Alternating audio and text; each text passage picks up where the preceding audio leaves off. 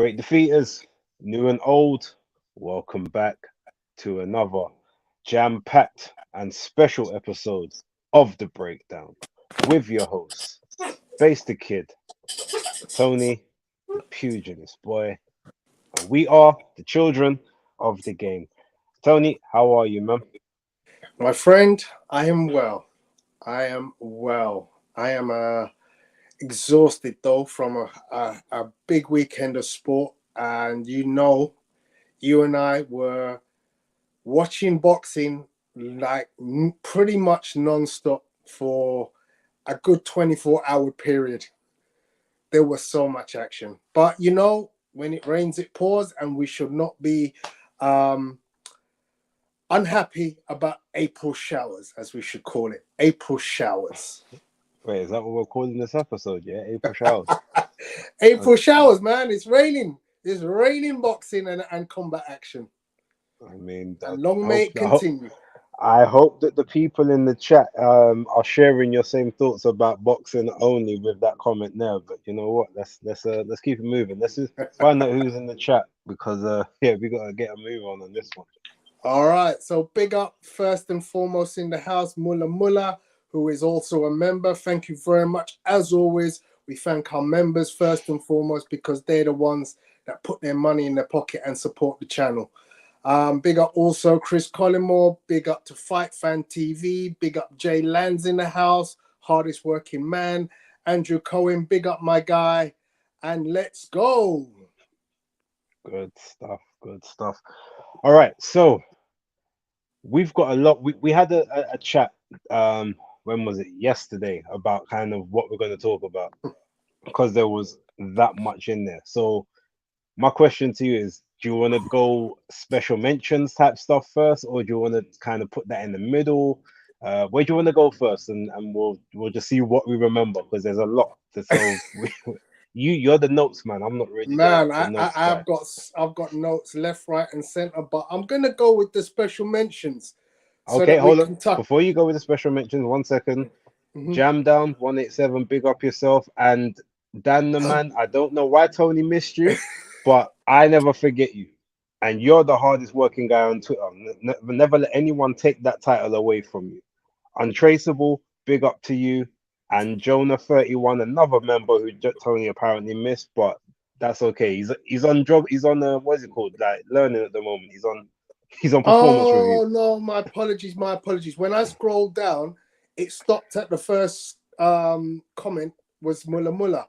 But now I scroll down again, there's more above it. So that's my error. I hold my hand up. Apologies to you, man. You know what they say, a bad workman blames his tools, innit? Tools, yeah. All right, cool. I'm gonna take that L.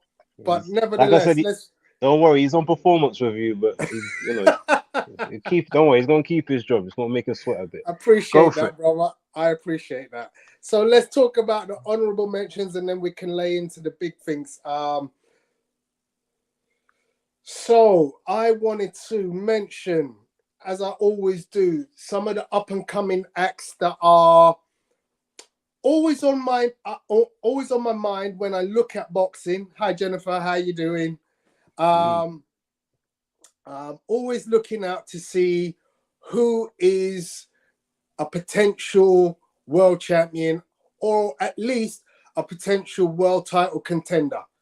And we saw lots of youngsters. Again, I tried to base it on those kids who are between 18 and kind of 22 in the formative stages of their careers. And this weekend was no exception to the rule. So we saw special performances this weekend from Shushu Bruce Carrington, once again putting on a show. We saw the magnificent Keyshawn Davis, definitely gets a mention from me. We saw, who else did we see that needs a Khalif Khalil Cole, another name who we've seen previously, made again very spectacular work of his opponent. And if you haven't seen that, go look for that one because that was good stuff. I believe you wanted to talk a little bit extended about Jared Anderson. So we'll go into that a little bit later. But those are the ones that I really felt needed a mention as special. You wanted to mention Majimov against Ibokwe, Yeah, which I that to did me see. was that was a great fight. That was a very good fight. And also Takuma Inoue winning his brother's belt at bantamweight against Liberio Solis. Yeah. So yeah, so if we're gonna just mention those real quick, obviously Takuma, unfortunately, is always gonna be in the shadow of Noya. It just is what it is. But Mm-hmm. he's trying to carve out his own legacy. Fighting Liberio Solis, obviously he's sort of he's been around the block several times, but he always stops off to pick up a championship every now and again, and he puts in good work. So Takuma had to he had to kind of work out that sort of ambush style.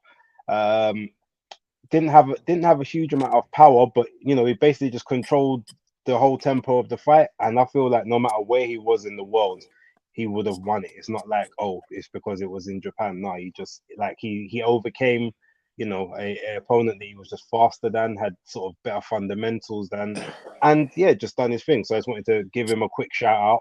Um, in terms of Khalil Cole, now I've actually got footage of the knockout from ringside where you can hear it and it sounds like a gunshot's gone off, but I can't for some reason. I was unable to actually save it to upload onto here. So when Tony is talking in a little bit, I'm gonna see if I can find a way to get that just so I can show you guys at the end of the show before the guest comes on.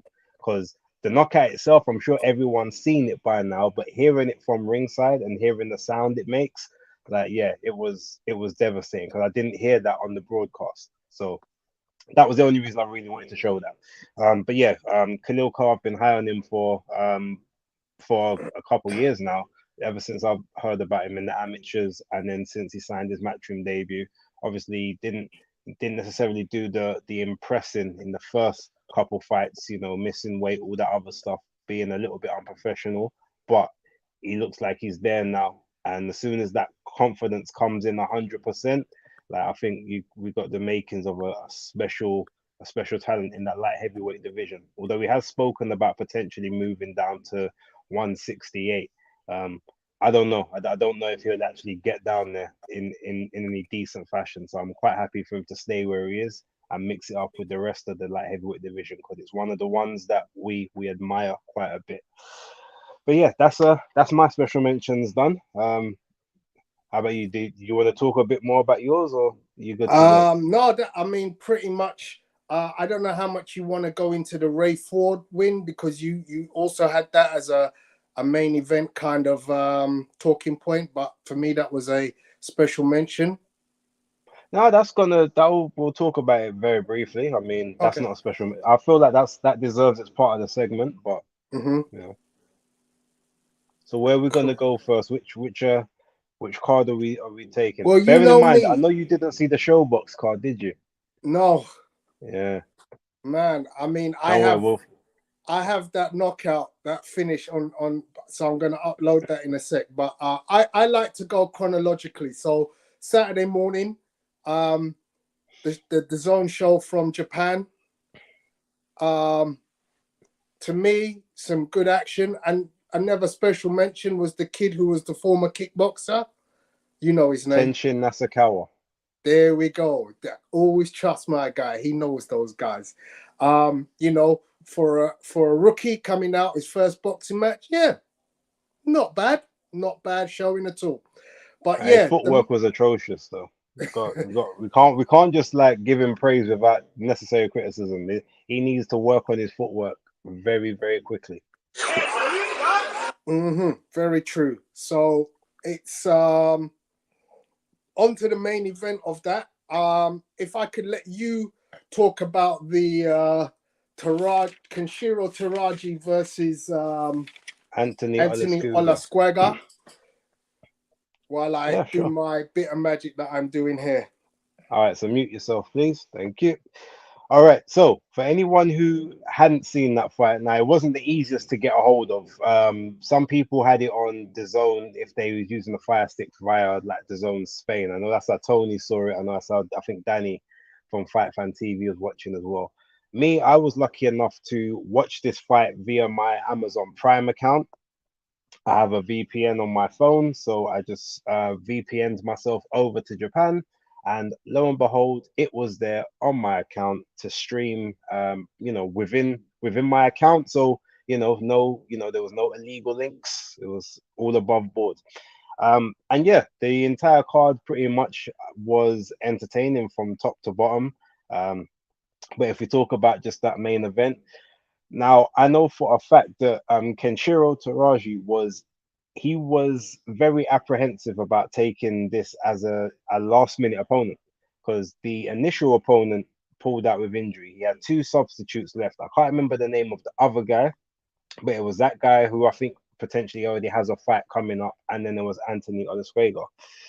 Now, Kenshiro didn't like the fact that he said basically Anthony, he'd sparred with Anthony before, and he said it was some of the hardest sparring he's ever had. Anthony's a naturally bigger guy. He campaigns at actual flyweight, whereas Kenshiro was light flyweight. And in the gyms when he was in America doing work with Anthony and the rest of them, they hit very heavy, very hard. They dig in their shots and they do a lot of body work, whereas a lot of the sort of the Asian and Japanese fighters are more sort of bouncy in and out on their toes, looking for angles.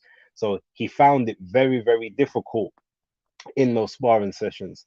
And I don't think Anthony was his first choice. So he kind of knew what was, so kind of what was about to come in this fight.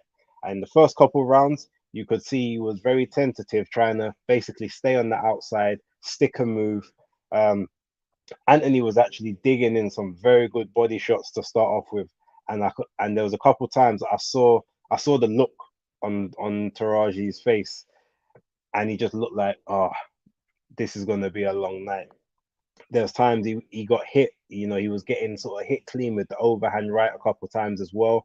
But every time he was hit, he just wouldn't allow he wouldn't allow himself to, to be overruled. He would sort of fire back, fight back. And anytime he was kind of getting overwhelmed, he would exit the pocket, move around the ring a bit, stick out that jab, stick the jab to the body, stick the jab to the head. And it was just a brilliant masterclass in just trying to break your opponent down, essentially. He had to go through the fires. There were several times you looked at him in the corner, he just didn't look like he was comfortable, didn't look like this was about to be his night. And I was on the train going to an event and I was watching this fight, and the first thing I'm thinking is, oh, this one's not getting the distance, no matter which way it goes. But I was a bit worried for my man, but he started to rally in those later rounds. Again, movement, head, body. He started to sit on his shots a lot more as well. As soon as he knew he had his opponent down, sort of, he had him there ready to work. That's when he said, "Okay, now I'm gonna start going to work." He started to land his own big shots, and Anthony just was eating these shots quite. He was eating them well. I thought, okay, he's gonna eat these and he's gonna try and plow forward, but no, just Taraji managed to just keep him honest, keep him on the back foot at times, especially from rounds 5, 6, 7, and then ultimately, yeah, he got him on the ropes, unloaded a flurry, straight punches down the back to the point where Anthony ends up falling between the ropes as the referee's jumping in. The referee calls it off, and yeah, you could just see the emotion in Kenshiro Taraji's face. Like he started crying in the post-fight interview. Basically, he said several times, he was feeling like he wanted to quit on his stool, but he wouldn't let himself, and his corner wouldn't let him either. They just decided that no, we're gonna go for it. And yeah, he dug deep. He showed that true Capricorn spirit, that never say die attitude, and as a result, we see that he beat the naturally bigger guy, beat him at his own game, stopped him, went toe to toe with him from time to throughout the fight as well. It was just a really sort of great thing to see, and the fact that like he was just questioning, does he want to do this? Does he really want to be there? Does he want to be in this ring? And ultimately, he said, my will was stronger than my doubt, and that's what we kind of have to to give praise to. So yeah, big ups to Teraji, and I'm looking forward. He said he wants to go undisputed at light fly. So he's got a little bit of work to do there, but he's still got the Bomba Gonzalez rematch. I mean, the fight, sorry, because that's who he was supposed to be fighting previous. But he was obviously, I went out. I think it was illness. He had to leave. So yeah, we look forward to see what happens with that. And I can't remember who's got the other belt, but yeah, that will be his. That's his conquest. He said if he can't get those fights, then he wants to move up and fight the likes of Sonny Edwards and Bam Rodriguez and Dalakian. He said he'll move up to 112 if he can't get undisputed at 108.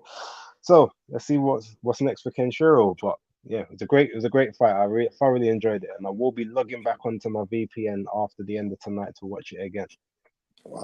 So yeah, I mean, I like, as you mentioned, I managed to watch the fight live, watch most of the card, at least from the kickboxer onwards, and you know, as I mentioned, some very interesting boxing to watch, very high technical capabilities in those Japanese fighters, Takuma Inoue and Kenshiro Teraji, very good technical boxers. But as you said, Anthony Olascuaga came in, you know, looking really good. You know, it just looked so much bigger than Teraji, and it was very much a case of he had to get out of the funk that he was in the early rounds and sort of put it on Olascuaga to get the fight finished. And I certainly thought, you know, this was a case of overcoming adversity. I think he got a little bit marked up on the face as well, did Teraji, during those early rounds where, you know, Olascuaga was able to hit him with, you know, some really heavy shots. But overall, you know, he stuck to his game plan. He didn't panic. You know, he used good footwork, much like Inoue. You know, those guys and their fundamentals, you cannot complain. Those guys have got fundamentals down to a key. You know, he managed to step on the gas at the right time.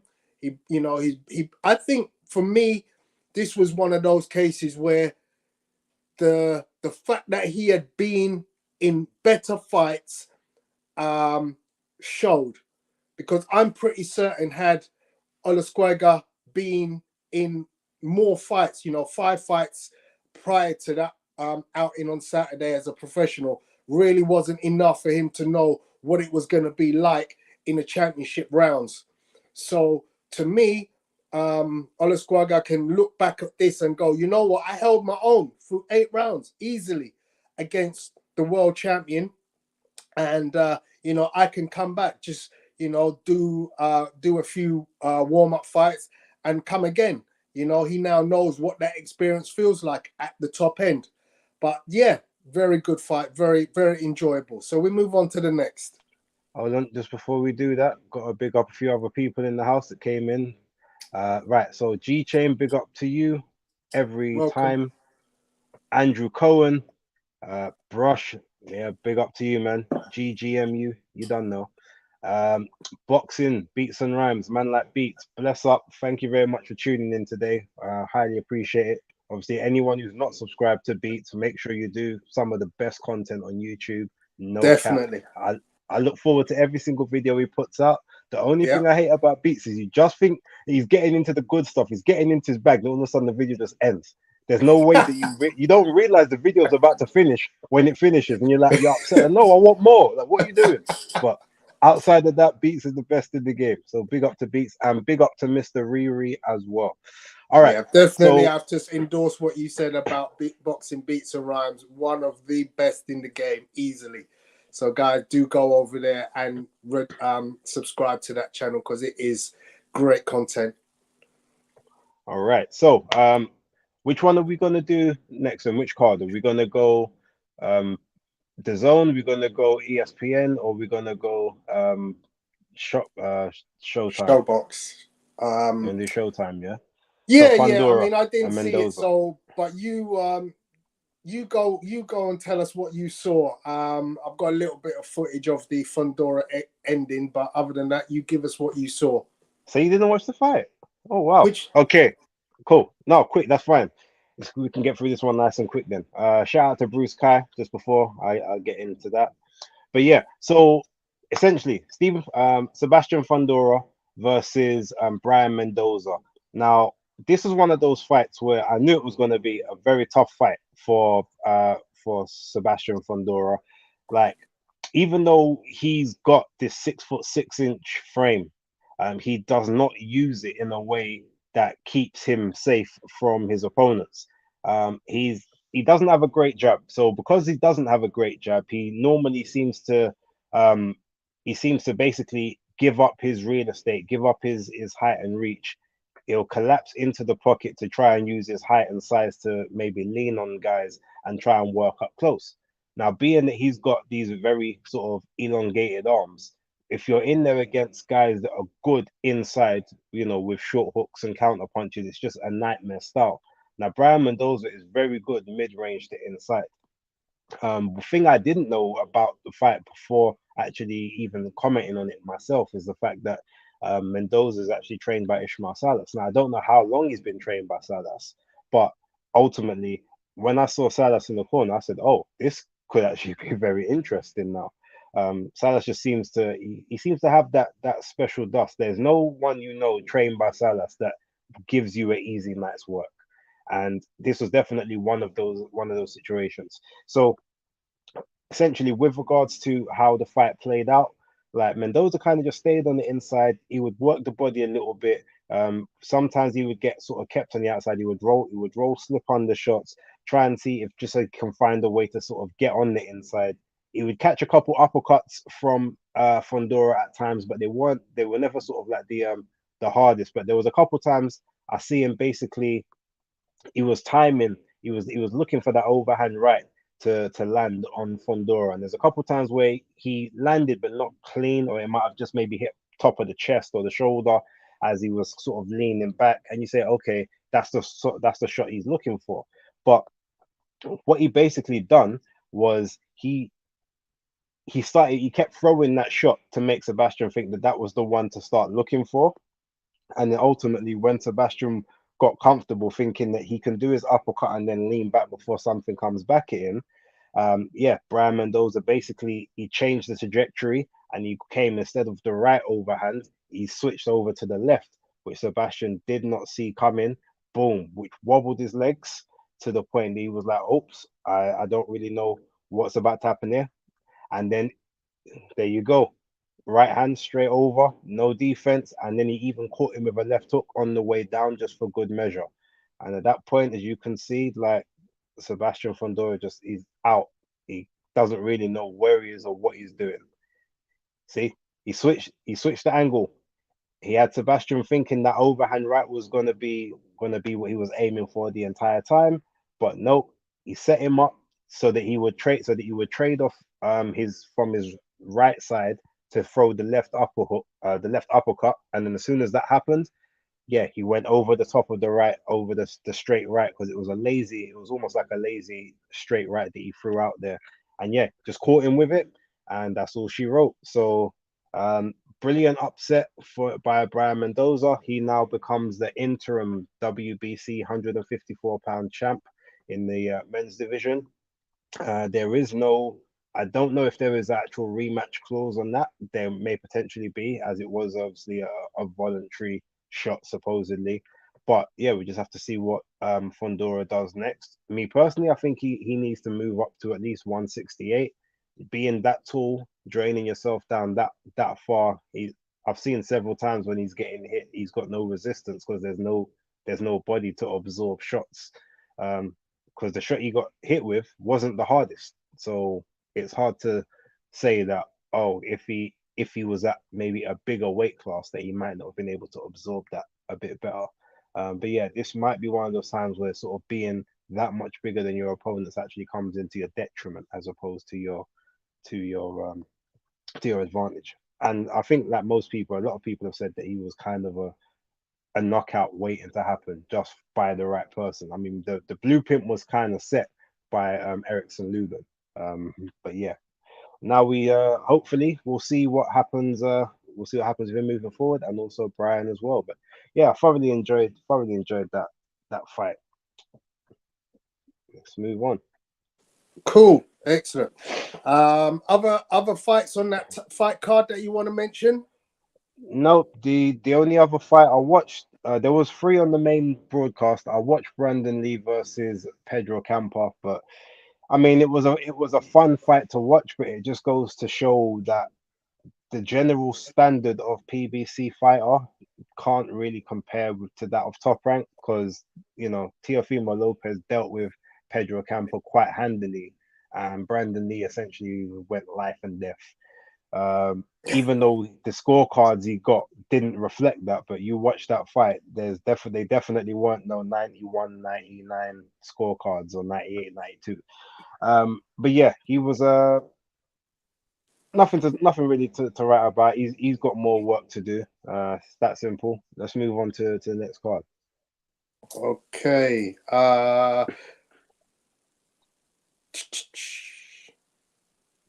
That was a deep card. I'm just looking at that card. I mean, I know you don't want to talk about the rest of it, but that was a deep card with Frank Sanchez. That was that. No, Did you see that one? he was fighting Daniel Martz. That was a 1 round job. Daniel Martz Okay, is a layover job. cool. Nope. No worry. Let's move on then to Top Rank. Okay. So again, an absolutely pleasurable card, full of young pretenders and seasoned veterans. Headed, of course, by the introduction to lightweight for Shakur Stevenson against Yoshina. Let's talk about, what did you want to mention on the undercard? I've already mentioned the special mentions for Jared Anderson, I, no, that's Keyshawn, and Anderson and Arias was the only one I wanted to talk about. That was it. okay. So we'll talk about the main event then, which was an absolute masterclass. No, but we I haven't mean, spoken about Anderson Arias. oh, sorry, go ahead, go ahead. Yeah, no, literally. I just want to speak about that fight because George Arias was basically I used to watch his fights like a couple years back, and he was a very much like a front foot pressure fighter type guy, short guy, 5'11". Kind of used to, I wouldn't say he mastered he sort of honed his style on someone like Tyson, but if you look at those short guys like Tyson and Povetkin, a bit of a Carlos Takam, just those guys that try to get on the inside, sweep underneath shots. And that's kind of how his style basically used to play out. But ultimately, in his last few fights, he's been boxing as more of an outside an outside swarmer, kind of stay on the outside, box from the outside, jump on the inside, hit a couple of shots, and then sort of get back out, work from range. Um, and I felt that he was actually causing Anderson some issues with his lateral movement, his head movement. Like Anderson wasn't able to sort of read his rhythm that well in the first 2 rounds. He did well. He sort of caught him, but every time he sort of hit him with a jab, the second jab wouldn't land or the third one wouldn't land. So he wasn't throwing the backhand as much as he does to some of his previous opponents, people like Jerry Forrest and Teslenko and sort of those kind of guys, Kingsley eBay. So yeah, this Arias was doing quite well just with movement and sort of just that lateral movement. It was something that Jared obviously had to work out and had to work on, which was good for him. Obviously, we get to sort of the third round, and you see him start to sort of catch that timing. He manages to land one of those straight rights, and in that point, you've just got Arias. At that point, he sort of goes into a bit more of a survival mode, but he's sort of still slipping shots, still riding shots, doing quite well. Prior to that, he was doing quite a bit of sort of ducking under, like rolling, and then all of a sudden come up with that big left hooks or big right hooks, trying to see if he can catch Anderson that way. Caught him a couple times, to be fair, but with regards to that, it was just one of those ones. He was only going to win this fight by boxing Anderson. He was, even if he tried to pressure him, he just doesn't have the necessary power to make it a dogfight that Anderson wouldn't have been able to win, and ultimately he would have just made himself more of a sitting duck. So um, it was a good 3 rounds, even though I feel like it probably could have gone on a bit longer. But I guess the corner felt that the writing was on the wall. But I'm not gonna say I was high on Arias, but I liked Arias from before, so I thought this would be a good test for Anderson. And yet again, he makes very short work of someone that is supposed to give him problems. So when people talk about him being, one of the next big stars, I mean, we have to start taking it serious. Now he doesn't have any of the best people on the resume just yet. But if you look at the gradual step ups he's taken fight by fight, again, Top Rank know what they're doing when it comes to developing fighters. So yeah, I just wanted to point that out, and it will be good to see what his next fight will be. I mean, I don't want to really give any particular ones, but it would yeah, all good. So now you can move to the main event, Tony. So let me just chip in on the Jared Anderson performance, because I have to say I am like, we've been lauding Jared Anderson for quite a while on this channel, and between the two of us, there is something that I am beginning to see that gives me great pleasure, and that is that fundamental thing called the jab. His jab on Saturday night was reminiscent of Larry Holmes. And anybody who knows who knows me will tell you how much I love a Larry Holmes jab. The jab of Jared Anderson is what I would expect of literally any heavyweight. If you're going to be a boxer and you want to be successful, your jab has to be fundamentally very, very useful to get you in and out. It needs to keep you in the right distance from your opponent. It needs to be there to make your opponent think, this guy could hurt me, to body and head with the jab. Can I turn the jab into an uppercut? Can I turn the jab into a hook? All the things that come off a jab literally were on showcase on Saturday night from Jared Anderson. So for me, this was an interesting fight because it was the 31-year-old Arias coming in against the very young 23-year-old Anderson. 5'11" George Arias against 6'4". It did look like a catchweight contest at one point when you look at the two guys' body physically. But as you said, George has got a body of work. He's a seasoned pro. To me, this was, again, I mean, I don't know what to say, if it's the coming out fight, or has he had coming out fight before, or has he got the coming out fight yet to come. After the fight, he obviously made claim to being the best heavyweight in the world. Those were the words that came out his mouth. I am the best heavyweight in the world, and I don't mind. I'm ready to mix it with everybody in the division. And that's what is most interesting to see where he goes next. But for me, without a shadow of a doubt, he's got to be now taken out of the top 20, 25 to 30 category and put into that top 20 category. And it's at this stage in his career where when he looks up above at the fighters above him, then we see some very interesting matchups. And I for one, cannot wait to see who they're going to put him in with next, because in my estimations, 3 fights away from a world title. What do you think? World title shot or world title period? World title shot. Yeah, that sounds about right. And that's bearing in mind that we have a crop of very good heavyweights here. There was mention of Fabio Wardley in some of the groups that I've been watching over the last 24, 48 hours about where does Jared Anderson go next.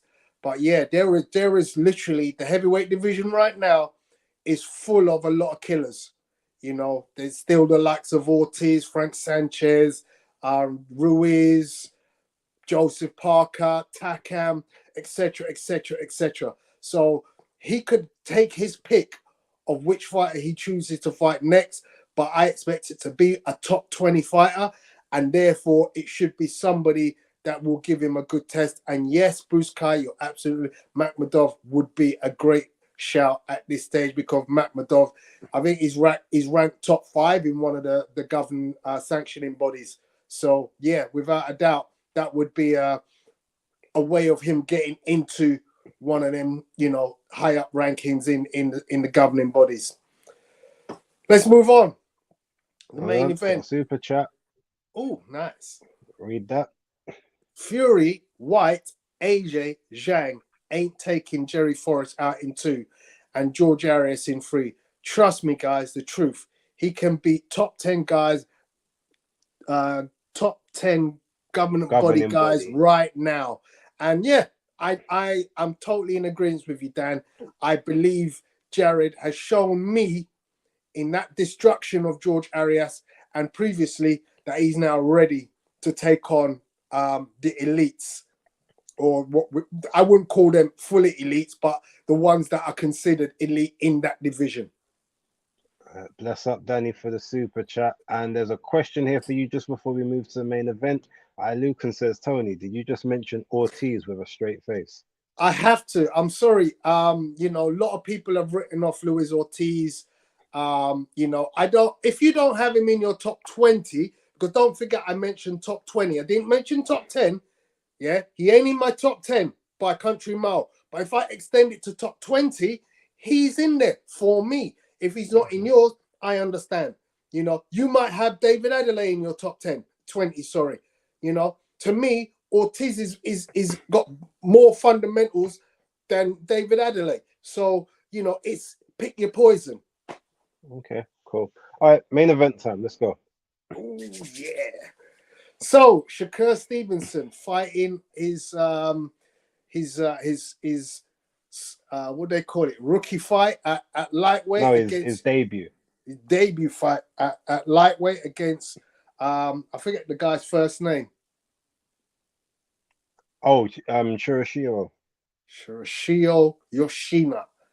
And Yoshino. As I was saying previously, this to me was another masterclass.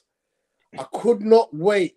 Sunday afternoon in the gym with the youngsters. Boys, before we get training, I got to tell you, last night, in the last few hours before I came here, I watched a masterclass of boxing. You guys have to go and find this on Sky and go watch this fight because you will learn so much about distance control. And this was one of those fights where we saw how good technically Shakur Stevenson is. He was able to operate and dominate a fighter from a very close range. He didn't have to run. He didn't have to get on his bike at any point in time. He was in full control of the fight from start to finish. He was able to pick his poison in terms of what punch he would hurt this guy with. And you could see that with the added weight, without having to worry about stripping weight, yeah, he was able to utilize the ability to sit down on his punches and hurt this guy with body punches. And I could honestly say, I think it was round 2 that I was like, he's going to take him out with a body shot. Because to me, the body shots were hurtful from the get-go. Shakur was literally picking poison with left hooks to the head, right hooks to the head. He's fighting out of the southpaw stance, and he's just, he's got his right foot nicely placed on the outside of Yoshiro, and he's picking right hooks into the body, straight left, straight down the pipe into the face, uppercuts, and he's not having to step anywhere outside of his comfort zone. Yoshiro just doesn't have the ability to either force Shakur back or to get on his bike and use the ring. He kind of wants to stay and fight, but he doesn't realize, you know what? I'm getting absolutely blitzkrieged in this ring by a fighter who's just totally out of my range in terms of skill and capability. And it just ended up being a masterclass of punch picking by Shakur. Whatever he threw, he landed. I'm not sure. I can't remember what the percentage was of his shots landed, but it was so high. It was like, wow, this was like unheard of in terms of percentages that punches were being hit And, this poor kid, it was just a matter of time. He stood in for as long as he could. He was game at times. He tried to fire back, but no, we knew what was going to happen. The writing was on the wall. As I said, from round two, I was like, nah, this kid ain't going to last, because this is just going to get progressively worse. This is a seasoned fighter now in Shakur Stevenson. And now that he's got this extra weight that, he can sit on the punches, it was just one-way traffic. Very good performance. If you haven't seen it, as I said, go see it, because it is another masterclass. Yeah, I'm not gonna add too much to that. We can go into sort of technicals, but there's no need. I think anyone who watches that fight will kind of know, what they were watching. What I will say is this: your one comment about Shirashiro Yoshino not going to last. I don't necessarily agree with that, because if we remember, it's not like he was stopped. Like the referee called it off, which he wasn't happy, his corner wasn't happy, the commentary weren't happy. It was all one-way traffic. So yes, it was only going one way, but there was no time, even on the two times when he got knocked down, that you thought, oh, this guy's really in trouble. Like he was fine. Well, okay, not fine, but you know what I mean. He was okay to continue, and he wasn't Mm, in any. He was never just covering up like, oh, let me just try and survive. He was still looking to come forward. So Shakur is he's very accurate, very sharp, but I still don't feel like he has the power that actually hurts people. Maybe not until you get to round 9, 10, and 11, whereby it's just that much accumulation, and now you're tired as well, and now you're just getting lit up and wobbling all over the place. But outside of that, yeah, I feel like Yoshino was a little hard done by the ref.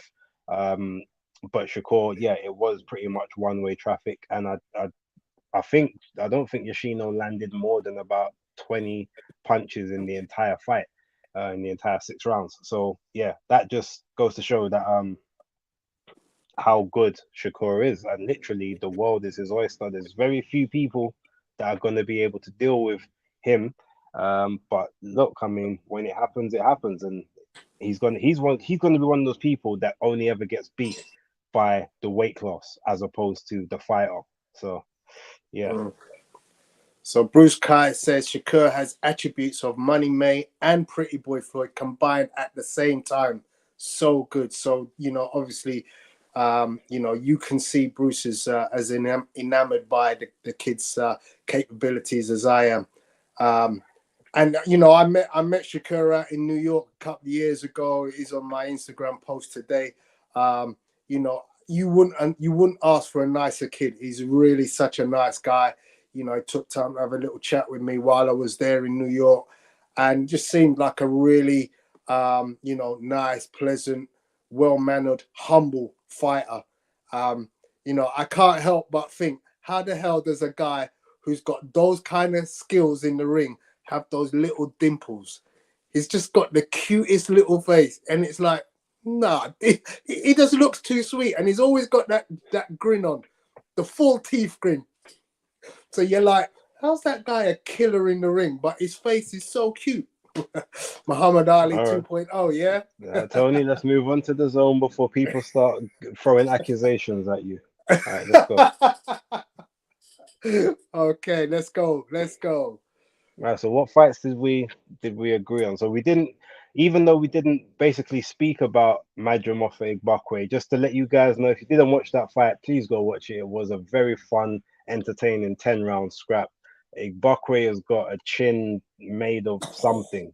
I don't know what that chin's made of, but yeah, his the fact that I think he got wobbled slightly one time in the entire fight.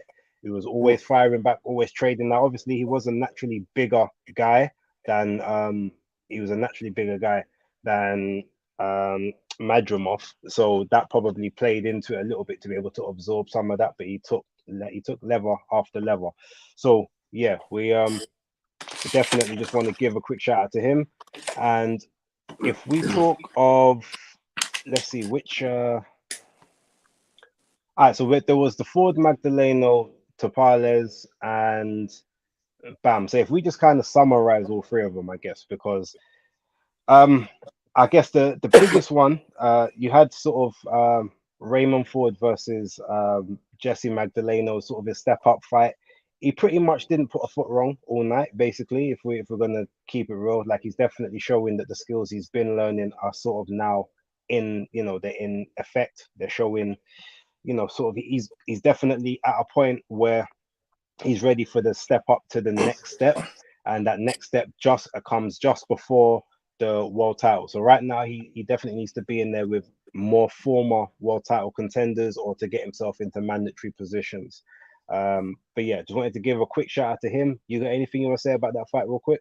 Yeah, I mean, this is a kid who, again, I know he's kind of slightly older than what I would call a kid because he's 24 years old, but Savage Ray Ford is savage. And the thing is, the hand speed, bro, the hand speed every time is just phenomenal. I mean, who else in the game has faster hands than Ray Ford? It's a question. Maybe someone in the chat might answer that. I ain't kidding you, man. This kid is the real. So yeah, it was an interest. It was a very, very assured performance. Completely dominated from front to back. Um, look, well done for Jesse Magdaleno in lasting this much, especially after going down heavily in round 4 and in round 11. But this kid, what we talked about, what we said about Jared Anderson, we could say about Ray Ford now, because he's a problem child. He is a problem child. Anybody who thinks that, well, boy, let me take on Ray Ford to put myself in a top 10 potential contender status, you in trouble, bro. You in trouble, because this kid is a badass.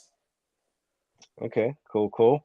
All right, so go to the co-main of that real quick. So we had MJ Akhmadaliev versus Marlon Tapales.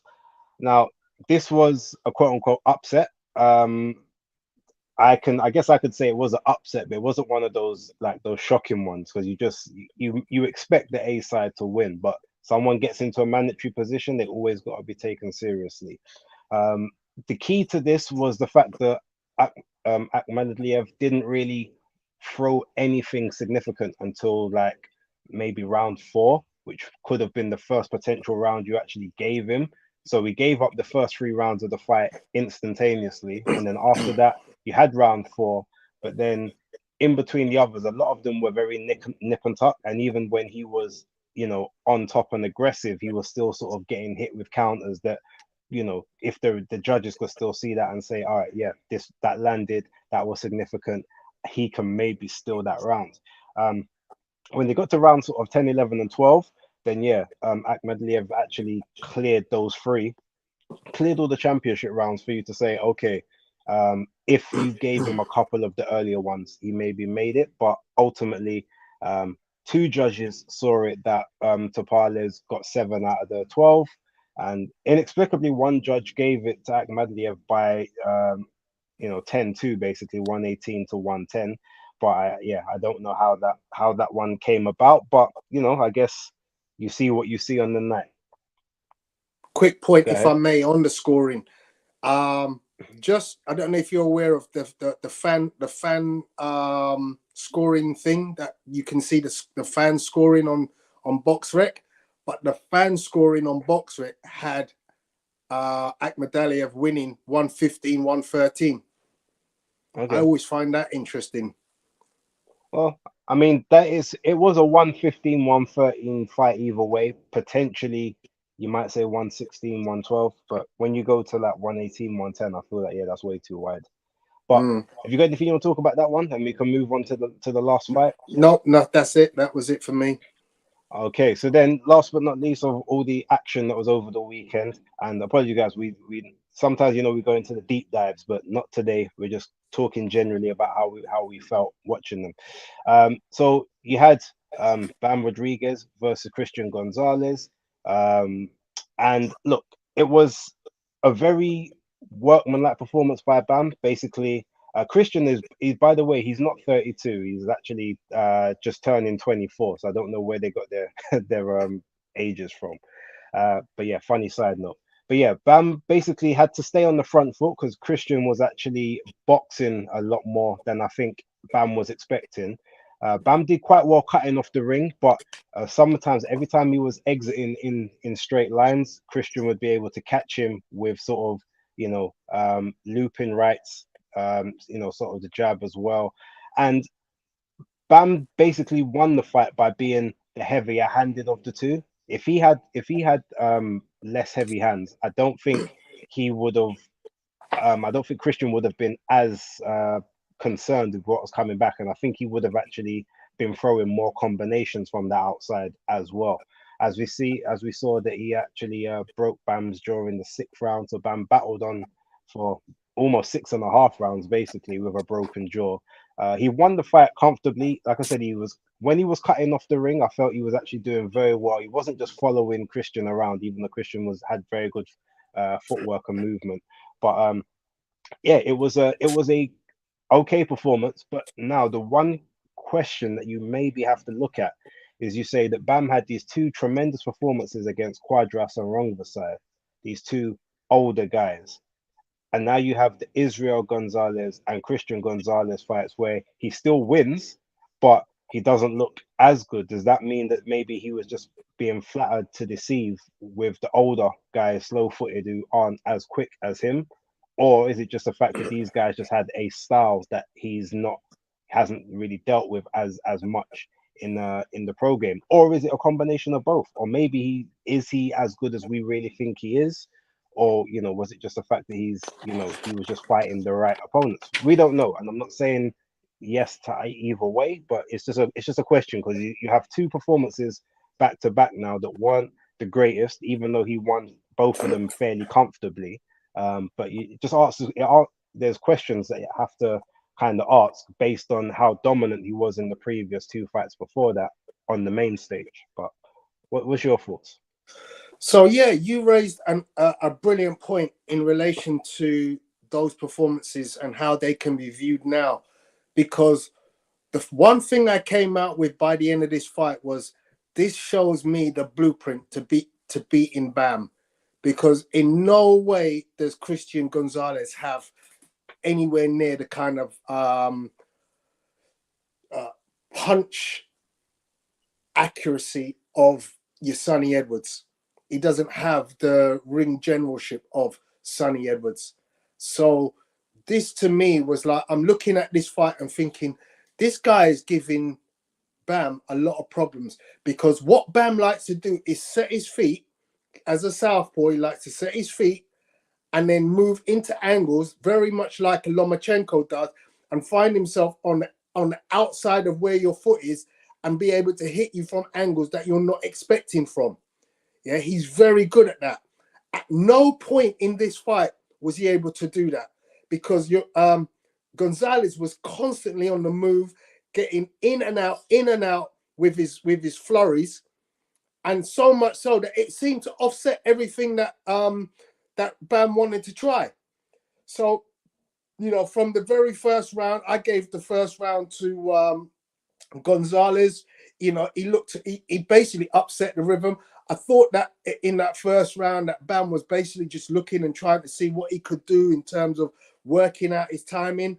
But second round, still, Bam wasn't able to work it out. It wasn't until third round where Bam suddenly started to get on board with his own work, for me. And obviously, he wins quite a lot of rounds. Round 7 was a pretty even Stevens round. I could have even given that to Gonzalez for me. But then certainly down the stretch, Gonzalez wins round 11. And he gives Bam a lot of problems to work with. And when you consider that Bam's had his jaw broken in this fight by a guy who's got 5 KOs in his 15 wins, it kind of is telling you, well, maybe those earlier fights are not as impressive as we thought they were. And certainly, considering how highly I rank Sonny Edwards, I think Sonny gives this guy a hell of a lot of problems. Okay. Okay. Right, ladies and gentlemen, to let you know, we do have the lovely Tasha Jonas backstage. She is waiting to come onto the show. Everyone knows rules of engagement. So yeah, with it, we'll just check obviously to make sure that she is happy to come on. She'll give us a thumbs up when she is. Uh, So she is in her car. So I can oh, see. Oh, she's 2 minutes. She oh, said she, 2 minutes. she's driving. Okay, that's fine. She did 2 minutes. So Okay, that's in so. um in preparation for those 2 minutes, um, let's have a little rundown of Natasha's resume. I mean, Base, I should let you do this, innit?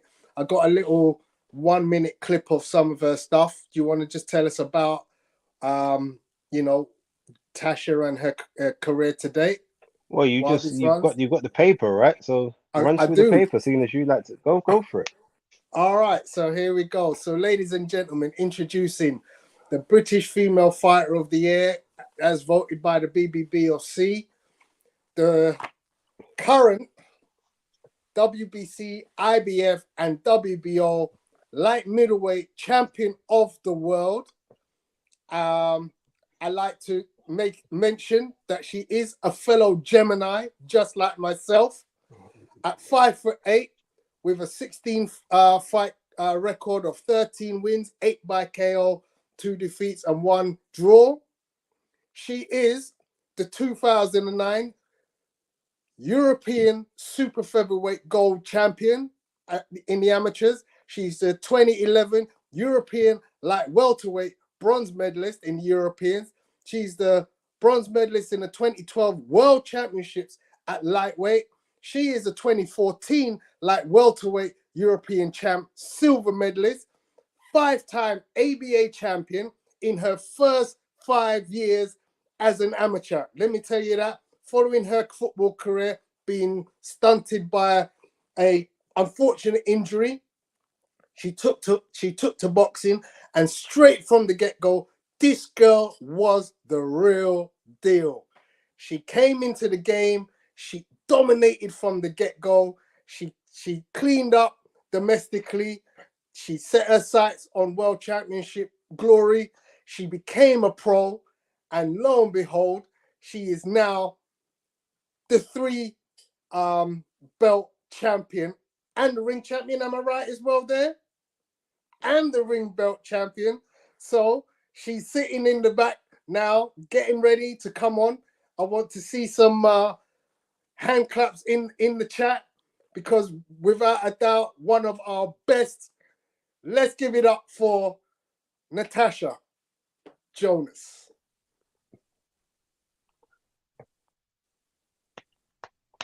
Miss GB, hello. Cheers, thank you. Thanks for having me on. Some introduction. Yeah, I mean, I couldn't have done it better myself. That's why I had to leave it to the big man over there. I have got some history, so much appreciated, Natasha, coming on. Thank you so much. It's it's a blessing that we have you here today. Cheers, thank you. So can I just ask, how was your Easter? You and Mila, how'd you get on? It was okay. It was pretty quiet, to be fair. I've literally banned the eggs in the house because she doesn't eat them, and then we melt them down and make Rice Krispie cakes, and then I eat all the Rice Krispie cakes. So I've just said, like, this year I said, oh, you can get a toy instead, and she was happy with that. So we got a toy instead of an egg. But it I'm was assuming you're pretty in quiet. training. We just spent it with family. No, that's nice. I'm assuming are you sort of training at the moment? Any sort of light training, getting ready for your next potential fight date? Yeah, I've been. I feel like I've not left the gym all year. I thought I was going to be on the March show, so I was straight back from my holidays in January. Obviously, that didn't turn off. Then there was talk of it being on the Josh Taylor card, which was the April, and then that was cancelled. So now we're looking at May. Hopefully not. I don't have to wait till June, but maybe May. Are we talking about the Bawatsi card or the one on the 27th? Either or. The sooner the better for me. I feel like I've been out of the ring far too long already. So yeah, I just want to get back in and shake off some dust and have a good active year again. Lovely. Tony, I know you got something special to ask. Go for it. No, I'm just looking through the chat at the moment, so you carry on. Just Oh, okay, cool.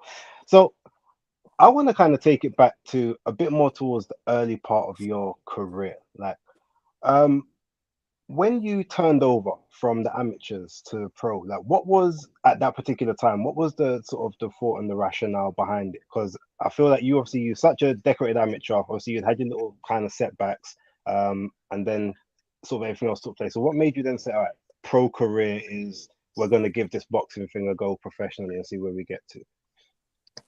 I think it was just opportunity more than anything. Here, there was no real boxing scene. I mean, we had Kathy Brown and Jane Couch, and they was kind of the big names here for a very long time. There wasn't really a scene where you could make a living out of it. And then Katie Taylor turned over, and we've seen a couple of the other Olympians turn over.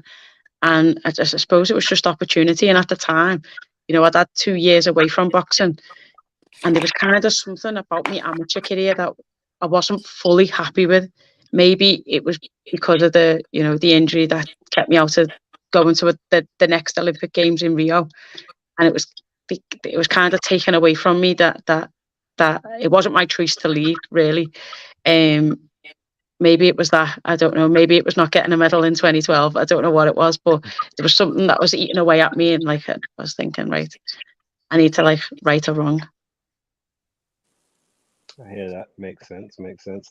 Okay, so if we look at sort of like the early part of your career, obviously you came with much like lauded fanfare. You were, Miss GB. You were, you were probably the biggest name over here, and because you're Katie, technically Ireland, so you could say she was biggest there, but she was building her way, you was building your way, and there was a lot of talks about you two obviously potentially meeting in a fight down the road, and you were, basically that dangerous backhand of yours was stopping a lot of contenders on the way up to, sort of to that contendership status, and then obviously, unfortunately, you ended up. Suffering your first defeat. We don't really want to go too much into that, but what was kind of the process from you from that day as to kind of that defeat to your bounce back? What sort of happened in that period of time for you? I think it was probably one of the lowest points in my boxing career, if I'm honest. I had to take a little bit of time away from boxing because then, all the things that people say, you start to believe. So people were saying, she's too old, she hasn't got it, she's not the same as she was when she was an amateur. These people are younger and fresher, and I started to believe it. And I was like, maybe I haven't got it yet. Maybe I'm just one of them boxers who were better as amateurs. So I went away. I think I had like 2 months off. I went to my brother's wedding in Australia, and when I came back, I was like, no, I can't leave the story like that for the same reasons as before of even turning pro in the first place. What would be the point in ending the story there and still being dissatisfied? So yeah, it was a slow building, and I literally went back, and there was mistakes that I was doing in my first fight and my second fight and my third fight, but because you're winning and because you're stopping people, you never really, not that you don't think to fix it, but it just seems less important because you're winning, and it's only when you lose that you realize that you have to go start back from the basics and build yourself back up mentally, physically, but more emotionally and like I say, mentally. So Okay, go ahead, Tony. Yeah, so Tasha, you clearly are a phenomenal athlete. I mean, you had a scholarship in America for soccer. That obviously finished at a certain point when injury took place. But to me, you could probably excel in any sport you wanted to. Tell me some of the sports outside of boxing and football that you excelled in and you could think, well, yeah, I really like this and I really like that you could potentially have been a world champion in. what I think and the reality of it are two different things, because even in football now, when I watch my little sister play, I think Like, I would never tell her this, but I think, wow, I wouldn't even get in the team now. Because the That's standards not so what much. she says. That's not Yeah, what the she standard, says. the standards so much for it. But you know, I was one of them kids. I literally I've done every sport there is to think of, and it's just so happened that I ended up in boxing. But I wasn't really that great academically in school, but sport was the one thing that, you know, I would always try my best at, and it was the only thing I ever, I think, really got praise for as well. So I always, yeah, we come from a sporting family. It's like in our genes, it's in our DNA, it's in our area, and yeah, it was the one thing that kept me motivated and wanted me to be different. And as a young girl, to be fair, I used to hide it because it wasn't seen as like the cool girly thing to do to be good at sports. But it it was something that I liked to do, and I just always stuck with it. So have you got, for instance, a record in like 400-meter hurdles or 10,000-meter, or you know what I mean? Maybe Is a there family any? one. Definitely not a Liverpool or anything one. But yeah, I've done track and field. I've even played pool, um, netball, county. Trying to think. Yeah, mainly Hockey, track and field. No, netball, not yeah. hockey. No. Could have been good at netball though, yeah. Netball I was good at, yeah. But what happened was I was always a defender for like the county, and but then, you know, when you get to them national kind of levels, they're all huge, and I was too small Yeah. to be a defender. So they moved me to centre, and I just absolutely hated being there. I wanted to be a Okay. defender. Cool, cool. Well, hopefully one day I might catch you at pool, so we'll see if your game's still up to par. Okay. So, quick question, just slightly away from the sort of the career, just for a moment. Now, obviously, I know, um, you know, your proudest moment is obviously becoming a mother. That's like your pride and joy. But away from that specific, like, what would you say is like a turning point in your life, or like an achievement that you've had that sort of stands out above the rest?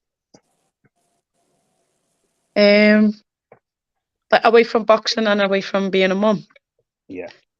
You know what? There's two things that stand out, and I tell, like, people always say to me, well, kids, when I do a lot of work in like schools and give talks, and they say, which is your best medal? And they always expect it to be a boxing one. And it's this little like 50p like medal that I got for winning the Merseyside schools. And it was probably the first time that I ever realised that I could be a winner, and I like that winning feeling. So that was important. But then also just getting the scholarship and being able to go to America, that was big. No one in my family had ever been to university. You know, I was going away. I was, you know, had me heart and everything set on becoming a professional football player in America, and that was a big opportunity that not everybody gets. I worked really hard to, like I said, I wasn't that great academically, but to be able to go there, I had to be, and I had to go against everything that I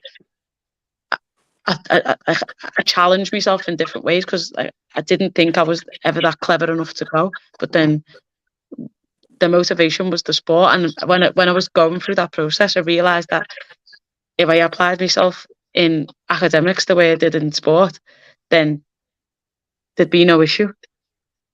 Oh no, that's great. That's great.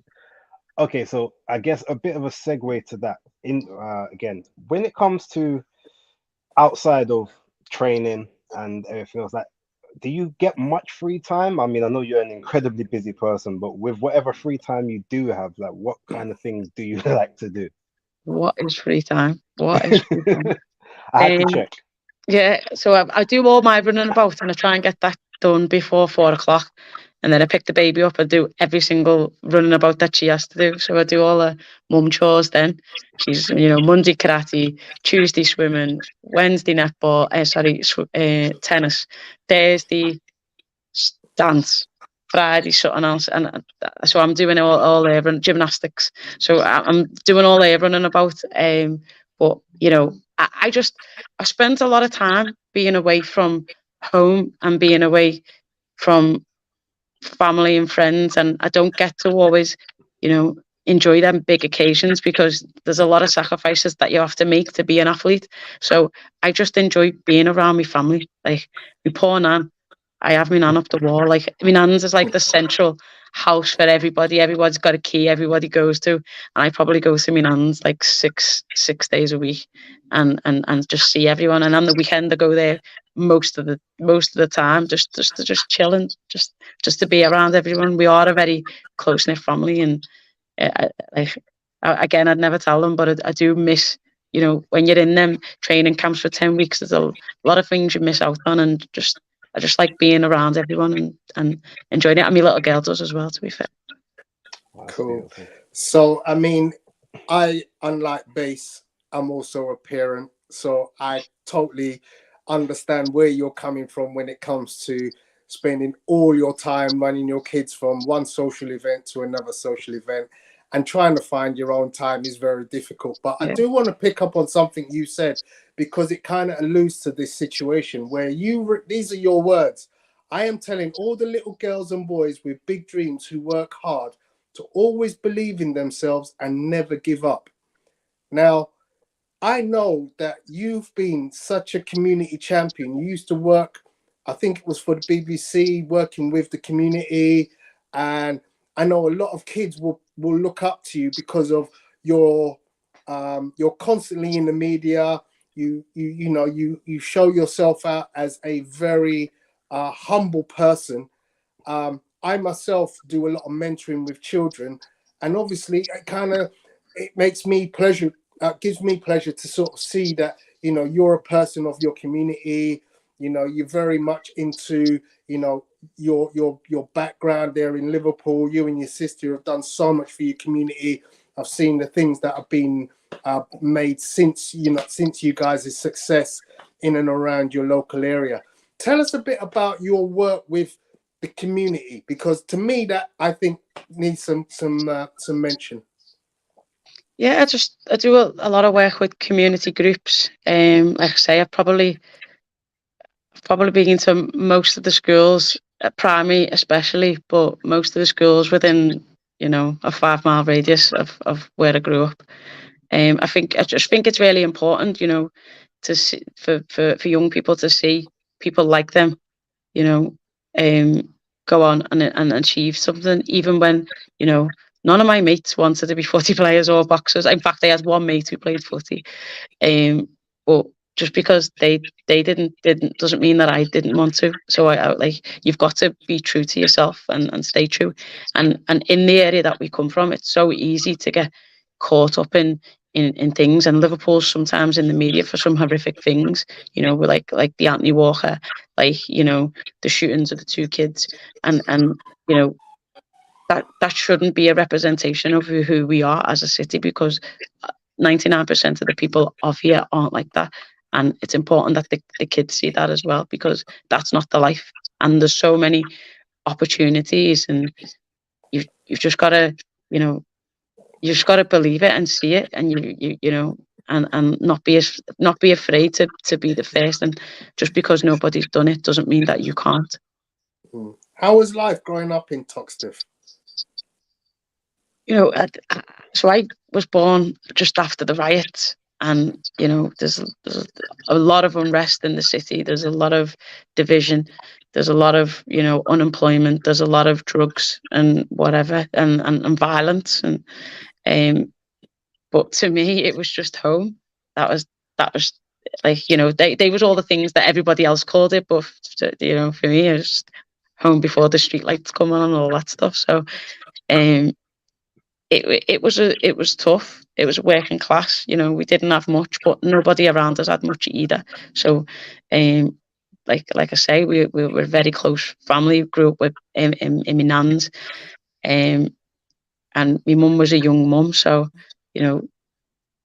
it was what it was. We just got by, and my nan was a big, massive help in that. So she's like always been the epicenter of what we are as a family, and how we represented the Jonas name. So it was just one of them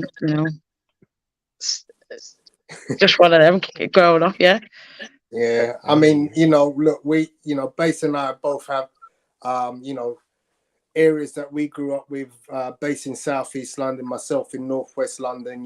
We've, seen and heard and experienced, a lot of things in society in and around our local communities, very difficult areas to grow up in. But, boxing has been to us, I think, an escape. It has been for a lot of kids. I myself, as a former boxer and now as a coach, work with a lot of kids who come from the streets and, turn to boxing to find a way out. And, Base is good friends with quite a lot of guys who we grew up with, who have ascended into great things. I mean, from your own community, is there anybody else that you think, look, I see someone who had a really difficult time growing up in amongst my peers and has managed to come out of it and excel? There's a lot, to be fair. It's like, it's not just in sport. There's a lot in every walk and area of life. It's just that, sport's the one that attracted me, because that's the one I liked. But there's so many people doing great things in the area, and not all of them get the flowers that they should. There's community leaders, there's, head of youth clubs, head of boxing clubs. Some of these, I can only speak for mine that I went to, but just being in that boxing club, and my coach was a lot more than a coach. There's so many kids in the gym. He's the dad to some. He's the the enforcer to others. He's the disciplinarian for others. These kids, some of the kids, getting suspended from school and not being bothered. But then, if Mick told them, if you get suspended again and you're not coming to the gym, then that was a problem for them. So, Yeah.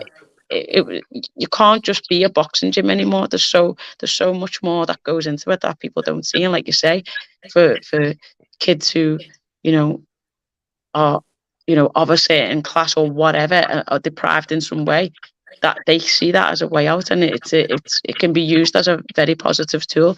And not only the skill of boxing, because it is just the skill, but there's so many things I learned through sport that school just couldn't teach me. Yet I'm, through my sport, I'm disciplined. I work hard. I can work on my own. I can communicate with people. I can, and these are all life skills that go beyond past your sport. And that's the things that it can instill, not just boxing itself.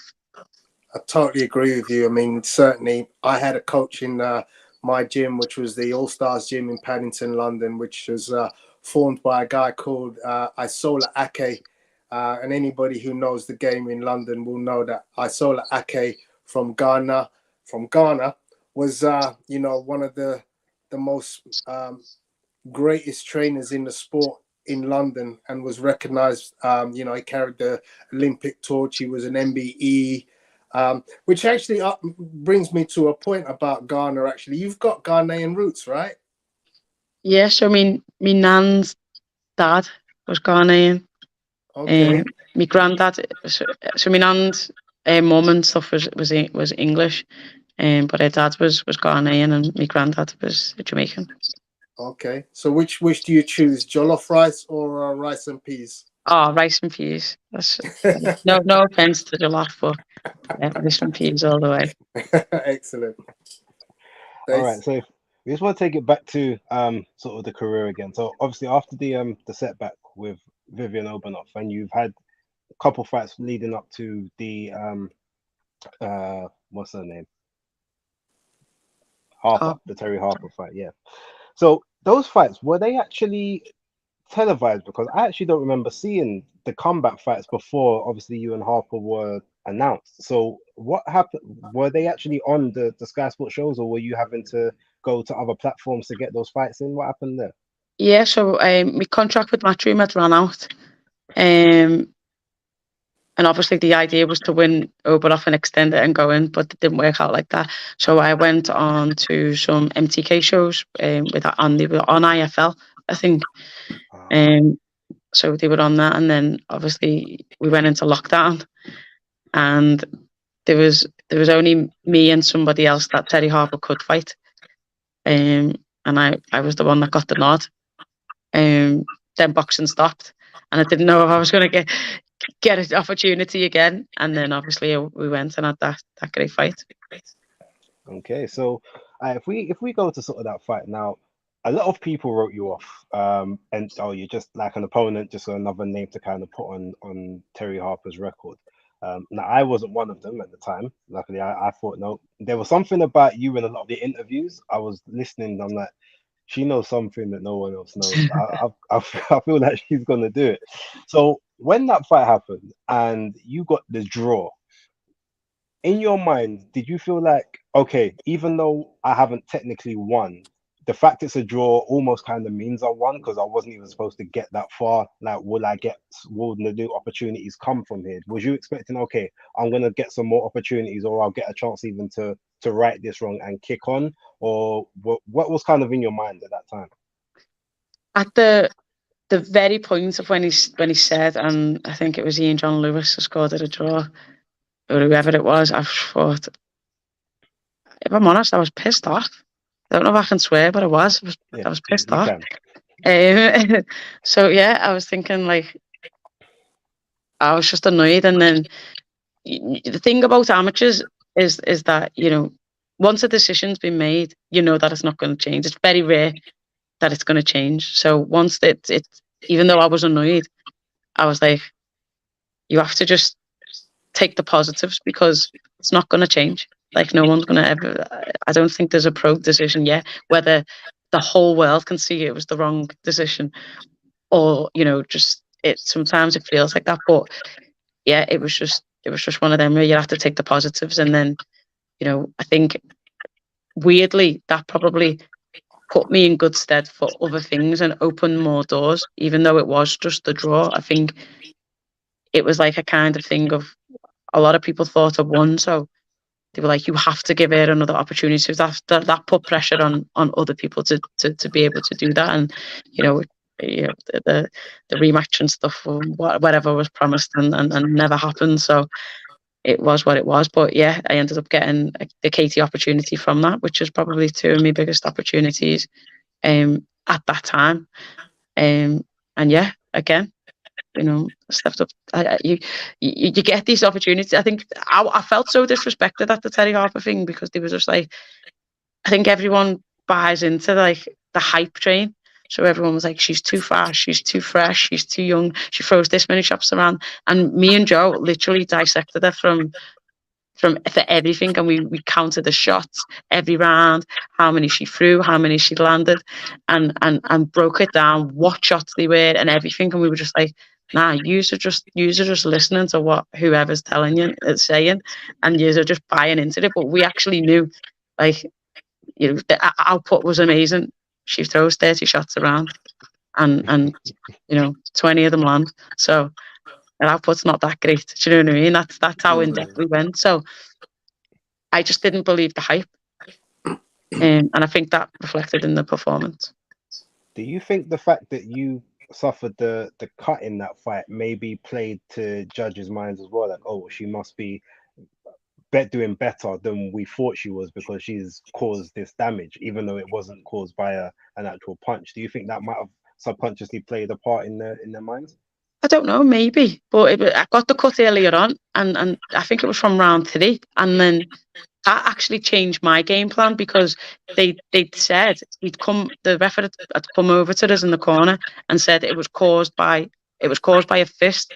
Now, before, when we go through the rules and stuff, when they come to your changing rooms, he said, like, if it's caused by a fist and it has to be stopped, I think before 6, then it'll be a TKO, or after 6, or I can't remember, after 4 or whatever it was, that it'd be a TKO. So I thought, right, I'm going to have to cover this eye and just go for it, so that changed my game plan. Okay. So going through, obviously you had the Katie fight. Now that one, obviously Katie got the nod. Were you as upset with that one as not getting the decision, or did you feel like, all right, you know what, I feel it was close, but I can accept that maybe she beat me a couple of rounds? What was your sort of thoughts on that one? Again, it was just, I think it was probably round 9 that probably let me down in that, and I do think it could have been a draw. But again, if I would have got a draw again, I'd have lost it. I literally would have lost it. So, like, there was a couple of rounds as well where I thought it was very, very close, but then a little bit of her experience showed, and she just throw a little spurt of shots, and then the bell would go. And like, if when it's a close round like that, them last couple of seconds make all the difference. And I think she just had the like boxing knowledge to be able to, and the experience to be able to just do that. Okay. All right. So moving on just a little bit, obviously you then joined Boxer, and I remember there was a lot of people. Now, I wasn't necessarily critical of the move, but I didn't see I couldn't see the sense in it, and I think I had an exchange with you over Twitter, basically, about that at the time, and it was just a case of, because of where you were competing, all of the belts were there, so at Matchroom, so to join Boxer at the time didn't really make much sense. Oh, but Natasha decides we're going to throw the rule book out the window, and we're going to go traveling up the mountain all the way up to 154. Now, full disclosure, when you were supposed to be fighting Eva, was it Eva Piaskowska before she pulled out? Yeah, I thought, no, Piaskowska too big. It seems like a bit of a mismatch. Seems like a bit of a weird strategy. I was predicting that you would lose that. I'm not gonna lie to you. As big a fan as I am of yours, I'm honest. But so then obviously Jackie, what was it? Chris Namas came in afterwards, and again a former world champion, but much bigger. So what was it about that? Even though she'd been off for a couple of years, but what was it maybe about the replacement that you said, no, I can still actually do this. No matter how much bigger she is than me, like I can break her down. What was it that sort of gave you the confidence to still go through with that fight?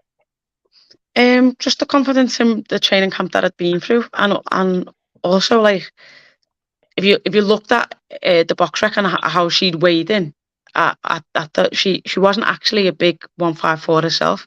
I think her and Bergelt were, for my fights, one weighed in 149, and the other one of 148 and 149. So they weren't big. They weren't big super welters themselves. So she might be tall in stature, but when it comes to the physicality of it, she's not like a Clarissa or someone coming down. She was just the 154 is probably their limits as well. Okay, so get through that amazing knockout. I know she looked like she wanted to carry on longer than the ref allowed her, but it was going one way. You had her down twice, and I think it was round It was actually 2. the corner people. I don't think people can see it, but it's off camera, because it was actually the corner people that put the towel in. So it wasn't the ref stopped it because the corner people had put the towel in. I saw one of them actually waving it, but I remember the reason I even say it is because I saw one waving on the corner, but then I saw her like get up and say, no, I'm good, I'm fine, like we can go, arms up, let me go. And then I feel like the ref called it, because obviously we had the issue before with Steve Gray where the corner threw the towel and he threw it back out. So Yeah, now we he's kicked it okay out. So you obviously they do have discretion to not take the corner's advice if they feel otherwise, but clearly it was going one way. So you then finally achieved your dream of becoming champion. And at that point, I remember, I think you had said, like, look, I could retire now. This is the one thing that I wanted, which I've now achieved. What then made you sort of stay on to say, no, do you know what? I got unifications. I got to clean up this division. What sort of made that switch in your mind? Madness, I think, just madness, insanity. I don't know. It's just I've always done it. Once you've reached the goal, then you kind of realize, well, maybe that wasn't a big enough. So then you set it a bit higher and you set it a bit further, and you see what you can do. So that's what it's about. You got to take your opportunities when they come, and that's all I did. I didn't even intend. There was the Hannah Rankin fight actually. That was after that. That was we potentially was going to get, but then obviously that didn't work out, and I didn't really ever intend on staying at 154. But then Bergelt and Decare? No, Bergelt and I can't think of her name. Who's Terry Harper's fighting next? Oh, Cecilia Brackhouse. Brackhouse. So Berger and Brackhouse Burgos and Backhouse were supposed to fight in South America, and it fell through. So then Burgos was looking for an opponent because she still wanted to fight. She'd been through camp, she wanted to fight. So that opportunity came about, and I was like, they were like, will you fight her? I was like, yeah, of course I will. So then we fought again. Again, she wasn't a big 154, and I'd actually seen her and remembered her from the amateurs. We'd never fought, but we trained alongside each other and stuff, and I just thought I had the beating of her. So obviously we had that fight and it wins, and then again it's like, well, what other fight comes next? And we're looking at going down, and then the care pops up and was like, well, we'd like to fight, we'd like to, put the IBF on the line. And it was like, okay, she's a little bit different in stature, but by this time I'd had two fights. My S&C had like kind of built me into the weight a bit more.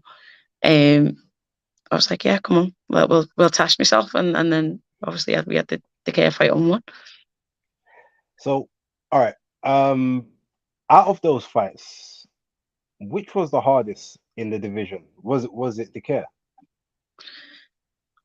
Physicality wise, the care was probably the toughest, but I think pressure wise it was definitely Namas, because that was the third time at a third different weight, and a third world title shot. So if it ever lost, then there was nowhere else to go, and you have to retire.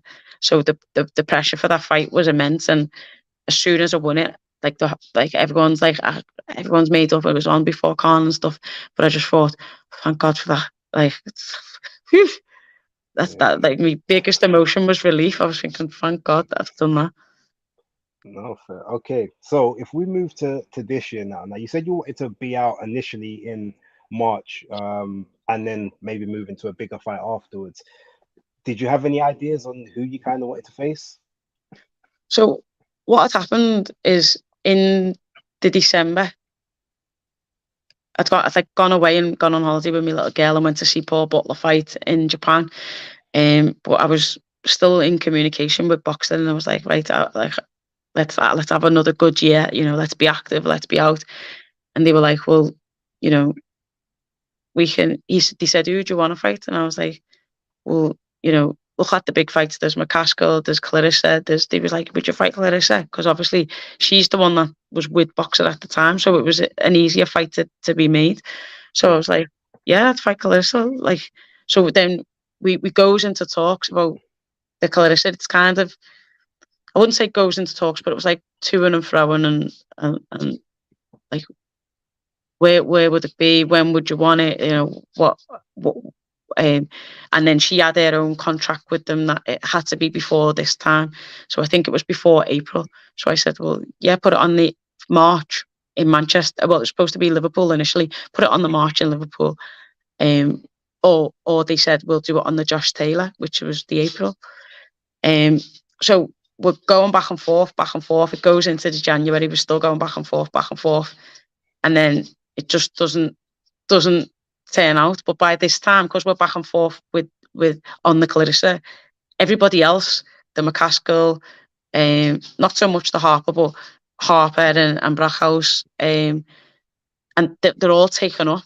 Chantal, they've all got fights now. So then there was no one for me to fight. So and that's the position right now that I'm in, is that everybody that I wanted to fight is, or anyone of note that I wanted to fight, is kind of like taken up now. So it's just a case of coming back, having a fight, and then seeing who's available next, or see who wants it. So believe it or not everybody wants to fight. That's true. Well, we know that definitely from the men's game. We thought it was a bit different in the women, but clearly politics are starting to rear their head just a little bit. So one of our members actually had a question for you. It's gone from the chat now, but I do remember it. So basically what they said was, what were your thoughts when you heard Clarissa say that basically you were just looking for retirement money for the fight with her, and how did that kind of make you feel? And yeah. I just think sometimes her and the team are a little bit mad, because they go on about having 7-figure deals and having this and championing women's money and we won't pay and we won't be treating fairly and all this. But then when I was asking to be treated fairly because it was being treated fairly against her, then it was like a different scenario. So she didn't like it that I was asking to be paid fair, but because it was against her, I just don't get it. It wasn't. I don't want to be disrespectful. It wasn't like changing. I'm not going to walk away after that fight and never be able to work again. That's not the case. It's the case now that I don't have it, that I probably will have to fight twice to get that type of money. That's it. So it wasn't a case of, and she's you asked for, $500,000. Yeah, $500,000 is totally different to pounds. So we all know the offer that was made for Harper. So she's saying that she's the pull that she is and the danger that she is. Then commercially, here and in the US, if she's that big draw, then it must be worth the money. Do you know what I mean? Then I should get paid more than the Harper fight. If you think you're a bigger name than Harper and the fight is bigger than Harper, which I believe she does, then I need to get paid more than I got offered for Harper, which wasn't the case. So, it's like common sense. It's only common sense. Why would I take the same amount of money to fight someone who I genuinely believe is more of a threat? That's not, when it comes to boxing business, that's common sense. She just doesn't like it because it's against her, but that's the way the business works. You know what I mean? I'm not gonna. It's wild. It's wild. So, I mean, with regards to that, then, like, when you say, actually, you may not be able to answer this, but if you can, that money, the offer you was made, etc., like, where even would that money have been coming from? Because you were both signed to Boxer, so surely would it not have been on Boxer's bankroll to sort out your person, sort out hers, or was this coming from a separate entity because she wanted to fight you somewhere outside the UK? Like, what was the deal with it, and why the money couldn't get made? It was through Boxer initially, and then we were looked at other venues on other platforms of staging it somewhere else, and that didn't materialize either. So initially it was through Boxer, but then again we couldn't get another platform, so it didn't materialize. So sometimes she was saying, like, her and her team, it wasn't initially that, it was basically coming from Boxer. Okay, so what do you think of a current fight now against Hannah Gabriels for the rematch? I mean, it's a fight. She'd be happy to be in the ring and be active and back down. And I suppose she's happy she doesn't have to get to 154 as well. I think, Gabriels is the only person that's probably, I think, had her down. So, I think, but then she got back up and won the fight pretty convincingly. So, I get why it's there, because, like I say, not everybody wants to fight. So she's stuck of you can't always have big fights because she's got all the titles. She's the big fight. So then, like, okay, people have to want to fight her, and not everybody does. One sec, Tony. One sec. I know he wants to ask a question. I just want to touch on that real quick.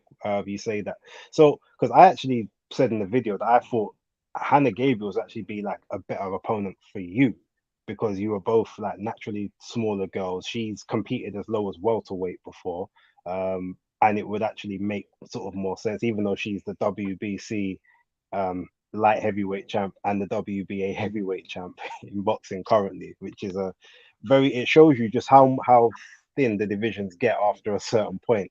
I mean, is that a fight that you'd potentially entertain, or you maybe would have entertained previously, had Clarissa not have done the rematch with her? Potentially. Like, we're still looking for opponents now. Like I say, at the heavier weights, it's a few, it's like few and far between, and it's tough to get people that the fans will be happy with. Then the promoters are happy with, and then the platform's happy with. It's tough to get everybody, because you can be 5-0 and be ranked number 2 in the division. So then 5-0 against a 13 or 14-0, it does, like people say, oh, there's a mismatch. So then you've got, it's hard to keep, and then it's just hard to keep everybody happy, because you want to make the fights competitive, but then it can't. It's not always possible. Hannah Gabriel herself has fought once in 4 years, but she seems to be the one that's wants to fight. So it's hard. Like, and I seen some of the comments saying like, oh, she's being inactive. She's nearly 40. She's this, but that's what it is. That's the pool that you're picking from. So you either fight or you don't. And as obviously as athletes, we want to fight. So we have to just pick what we're picking.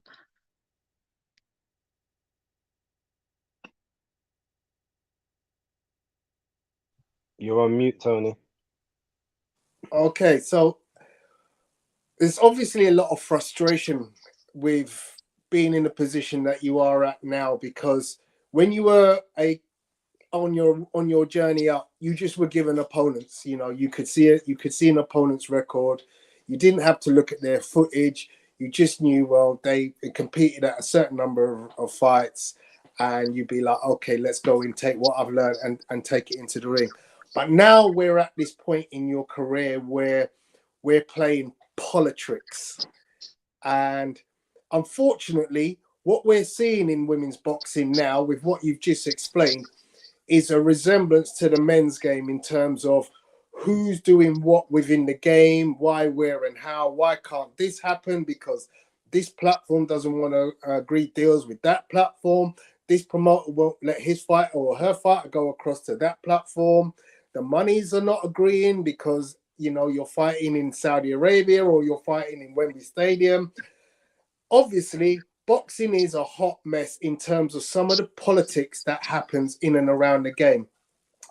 You've also got the fans being frustrated by the heroes and villains, so to speak, within the game. So let's just take Tyson Fury as a case in point. Sometimes he opens his mouth and people think like, oh, brilliant, Tyson Fury, being honest, a man of the people. And yes, let's just have what he's saying. And then 2 minutes later, it's like, oh, hang on a second. Didn't you just say something else last week? And now you've completely shifted the sail, and we're going in a different direction and saying a different thing, and the public are confused. So with all of this going on in the game of boxing, and you now getting into that situation where you can see that, we just want to see good fights. You just want to be in good fights. You want to just be paid your money, your worth. We want to see you pay your worth and pay to see you fight in those fights. What would you say boxing needs right now that, too much of this, that, or the other? I mean, even talking about things like PEDs in boxing is a hot topic right now. What would you say right now? You see all the trash and you go like, I wish boxing would just clean itself up by doing. I honestly don't know. I'm still learning. I've been a pro now for 4 years, and there's still part of the game and the business, because what fans see is the sport. So when you're sitting down you're watching the fight, or you're watching the weigh-in or whatever, that's the sport. But there's a whole business behind getting a fight, and unfortunately they don't see the business, which is sometimes the part that lets it down. And I don't know whether it could be purse bids, or I don't know. I see people saying one governing body. I honestly, I don't have the answers. All I know is that the majority, we are self-employed workers. So if we don't box, we don't get paid. And we want to be active. Or let me speak for myself. I want to be active. And I want to fight. And I want to be in good fights. I want to be in good fights that the fans want to watch. I want to be, but I've got to the point now where, like, there was some fights that I took earlier that I took for the opportunity, and I was advised not to. And they said and he was like, right, if you take this opportunity, like they'll always set the bar for you at this much. And I went against the advice and took the opportunity, and there was never a truer word said. So now I'm in the position to be able to like say, right, this is what I want, and give that out. Like that's the standard I'm willing to accept for myself. And if that upsets the fans, or that means that I don't get certain fights, then so be it. But because this is my life, and it's me that's got to, walk away from it at the end of the day and be like, I'm happy with what I got. I'm happy that I stood my ground. I'm happy that I stuck to my morals. I've got to be satisfied within myself, because there's been times when I haven't been, and I've done it for, to pay a bill, to do this, for an opportunity, and it wasn't really what I wanted, how I wanted, or should have took, but I have. So now I'm in a position where I can do. Now I feel that I will do. Excellent, thank you. All right. I've got 2 more questions, and then we will let you go. We appreciate it's very late. So thank you very much for staying on. So the first one, if you could change one situation within your career thus far, whether that's from amateur to pro, any maybe a decision that you made that something that went against you that maybe shouldn't have, etc., like what would you change, and what do you think that would have meant for your career as it is now? I mean, would I have loved to have won an Olympic medal? 100%, yeah. But I also think, and I said this when I accepted the award for Fighter of the Year.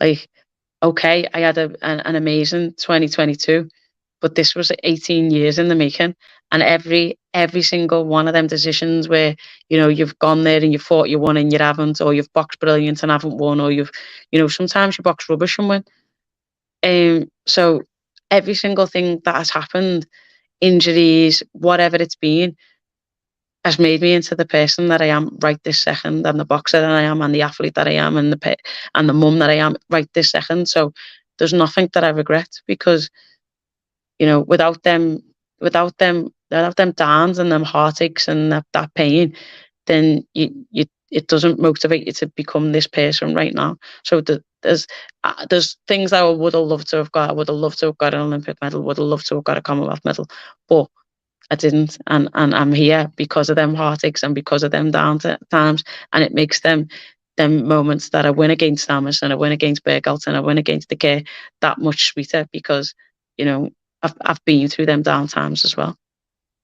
Brilliant. Okay. All right. So the last one. Now, I've heard you basically say before that you can never make 130 again, nor should you ever want to try. But I've heard you say that you can potentially get down to 135 and still be functional at that weight. So you said between 135 and 154, basically you're up for any work, you're up for all the smoke. My question to you though is, your next fight or your next 2 fights for this year, however many you're able to get, like what are the people you want? I don't want whoever's got the belt. I want you to mention some specific names that these are the people that I would love to fight for the rest of this year. I think one we've been chasing for a while has been McCaskill, and for whatever reason, like she's had fights. Obviously, she had the loss to Chantel, and she's got a fight with Habazan booked in at the minute. But yeah, she's definitely been on the radar since before Chantel, and we've asked for that fight, and we haven't got it for whatever reason. And yeah, anyone. I feel like anyone. I like, yeah. I'm not really fussed. Like it's hard. It's like we sat there in February and was like, right, the March thing isn't happening. April isn't happening, and we wanted to make it how do you go from last year to now, like in this position, and how do you make it better? Like, I've kind of like a little bit of a victim of my own success, because now I feel like I need to build on last year instead of, everyone's allowed like a defense, and then you go back to another big fight. But it feels like just because I had 3 title fights on the spin, every time I fight, people want it to be a title fight, but that doesn't happen. It doesn't happen all the time. But that's what people want, and that's what people expect. And I'd love to do that. I'd love to have McCaskill next, and then whoever else next after that. But it can't always happen like that, because who else does that? Okay, I mean, you're quite right. Oh, there's one last question that's come in from one of our members. So our good friend North Bank Brenny's basically asked, would you have been UCAD tested more in the amateurs or now as a pro? So I've only ever been tested as a pro after world title fights. But then day after Mother's Day, I had UCAD at the door, and I'm obviously on the WBC clean athlete program, so they can randomly come whenever they want. But yeah, it was that was the only outside of competition test that I've ever had as a pro. Now, as an amateur, especially on the run up to big competitions like the Worlds and the Olympics, we was from the Worlds in the May to the Olympics in the July. I think we was tested about 8 times. And they just either come up to the gym or they'd come up to the houses that we lived in, and then you'd be tested at competitions 2 or 3 times, and then so we were tested vigorously, I would say, more as amateurs, but then that was only again on the run up to big competitions, and it's really the same with pro. I've only ever really been tested in big world championship fights. Interesting. No, thank you very much for revealing that. It's very insightful. Okay. Look, we will let you go. It is very, very late. We appreciate that you've taken your time out, almost an hour. This is the longest interview we've had, and I think it's the most fun I've had so far. So I will be back to must have had some boring interviews.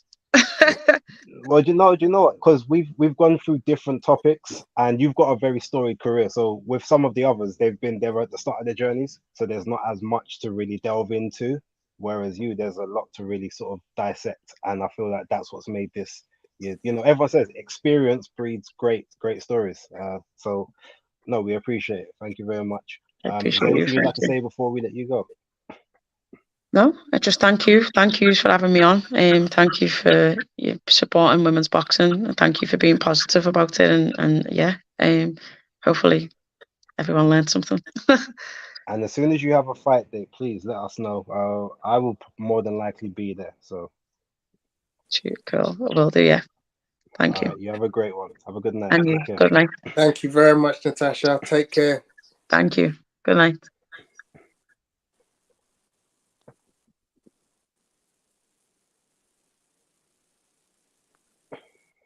Put me back where I need to be. All right, there we go, ladies and gentlemen. Listen, everyone who stayed up with us, thank you very much for rocking with us. Yeah, the members. Sorry, there wasn't a lot of membership questions that came up. There might have been others, but again, we, as always, because we're focused on the screen, we can't actually see your comments unless they change a different color. So that's why we always say send it in a super chat, or like if you're a member, you come up as a different color on the screen and we get to see it. So if there was any questions you wanted asked that we didn't ask, apologies, but that's always the rules of engagement when we have the guests come on. So if you didn't know before, you do know for next time. It's been a long one, so Tony, if you want to say what you need to say so we can let everyone get off and have a good sleep. Yeah, no, I mean, let's get the banners up first and foremost. So ladies and gentlemen, as Base has alluded to, we thank you so much. I think this has been our longest one. We thank you for staying with us through the entire show. Those of you that have done, those of you who watching this on a replay, thank you very much for tuning in. Tell a friend, tell a relative, tell an enemy, as Base says. You know, this has been a very insightful show, from hearing about some of the things that Natasha's gone through in her career. You know, we had a lot of boxing to cover, so it was kind of expected that it was going to be a long one, but I don't think we expected it to be this long. But if you see down on the ticker tape underneath, BaseDaKID, follow him on all of his socials, mainly though that YouTube channel, because there is great content coming through on there. Also look out for all his interviews on this channel, the Undefeated podcast, with various members of the boxing fraternity at recent press conferences. Catch him also on his Twitter and on his Instagram, because you will be getting the good stuff from our guy, BaseDaKID. Thank you very much, Base, for lining that interview up with Natasha. You know, look, we work well together. I bring some today to the table, you bring some, but that was one that definitely was a very informative interview. All right, so Andrew Cohen just asked, did any of us watch the Jai Tucker fight? I didn't get to see that one, Andrew, but I am high on Jai Tucker, so when I get a chance, I will probably sort of scour the internet, because it wasn't on the main broadcast that came on Sky Sports, so I might have to go and find a version from a stream or something with the undercard. Did you watch it at all, Tony? I did. It was on the before the bell part of the show, and again, yeah, well spotted for me, sir, because Jai Tucker is another one of them kids that I am big on. I've seen numerous of his fights prior to this weekend, and again, he's one of them kids that if you haven't seen him, put him on your list of to watch out for. And once again, a great performance from Jai. Had to get his work out, but yeah, I think did we do that one last week? What? Jai Tucker. We did that on last week's show. We didn't speak about it. We might have mentioned it, but we didn't talk about it. Because it's in my last week's notes. If I go back to it, Jai Tucker, Jai was in trouble in round 1, and then he comes out and he puts it on Nicholas Sofniaskvili. Oh, actually, yeah, you did mention it that he was in trouble. Yeah. And then it gets the unanimous decision. But the first round, Jai was in deep water. He was in deep trouble, but he came back really well and he got the decision. You know, one of those to be looked out for, 20 years old, right in that right point of his career where, you know, he's still growing into his man body. Definitely one to watch. But yeah, I'm gonna have to check that. I'm gonna have to check that one. Yeah. All right, so now Tony stuff down below. Tony, everywhere you'll see at Pugilistboy, except for Instagram, which is Pugilistic. But make sure you subscribe to him on both Twitter, Instagram. Have you got the YouTube channel up yet, or do you? I do have a YouTube, but it's not really a boxing content. It's a bit of everything. So for my boxing stuff, you're best at my Instagram and my Twitter. Well, just Google Pugilistboy, and I'm sure all of his stuff will come up. Feel free to like and subscribe. With this one, as everyone, please like and subscribe if you're not already subscribed to the channel. Share the vid if you if you haven't already. Just helps with the algorithms as much. Just keep supporting, and yeah, we will be back next week with more for you. So thank you very much, and salute. Take care, guys.